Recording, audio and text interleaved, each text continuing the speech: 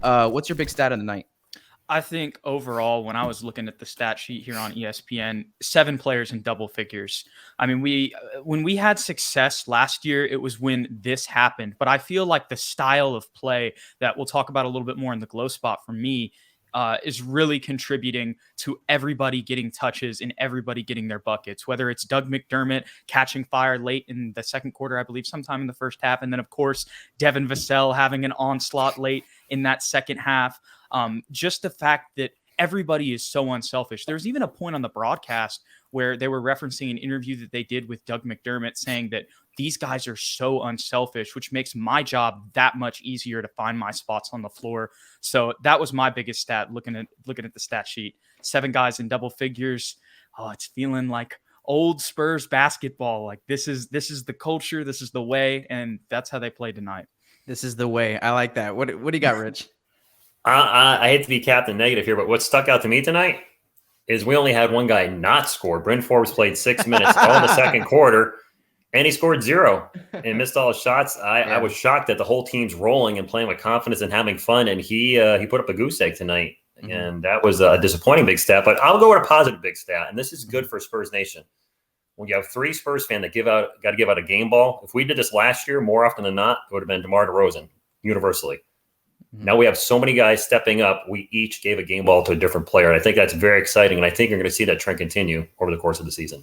So that's my big stat. 3 different players get a game ball. I love that. Your big stat came from the show. I appreciate that, Rick. I appreciate that. All right. So let me see. Jude, let me touch on your point really quick. When I heard that towards the end of the game, I think it was like 5 minutes left in the fourth quarter when it was like seven players, right, for the Spurs in double figures.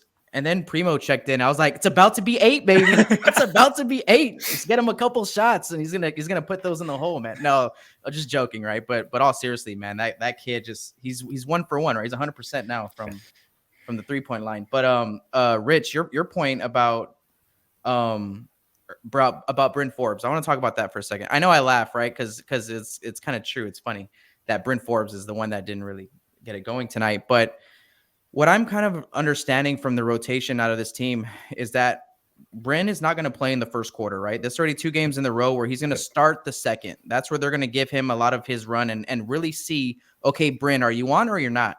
And then I think he and Lonnie Walker both kind of split this decision going into halftime about like who's going to get more run in the second half. We've given you both kind of the opportunity to show us who's ready to go. And if it's both of them, some nights it might be both of them still getting run in the second half.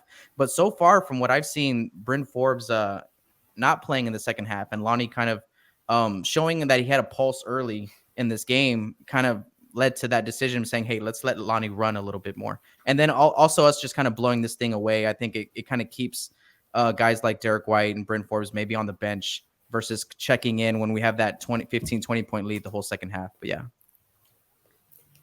Yeah, kind of going off Bryn. The only thing that I'll say is while he didn't score it all tonight and missed all of his shots, I felt like every shot was forced. I don't know if that was just me, but when I was out there, the TSR's in here too.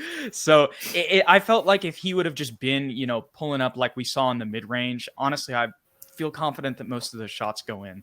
And then we saw the little fadeaway mid-range. That was probably the most where he was trying to do too much. But once again, even on the threes, he was a little contested and was just trying to get them off really quick. And it was weird because in the preseason, he looked so comfortable. And it looked like tonight he was ready to get out there and was just trying to do a little too much. He was excited.